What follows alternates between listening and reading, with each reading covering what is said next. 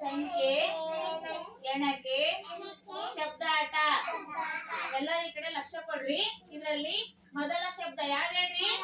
ಮೊದಲ ಶಬ್ದ ಗಂಗಮ್ಮ, ಮೊದಲ ಶಬ್ದ ಐತಲ್ಲ ನಿಂಬೆದು ಮೊದಲ ಶಬ್ದ ಯಾವ್ದು ಬರ್ತಾ?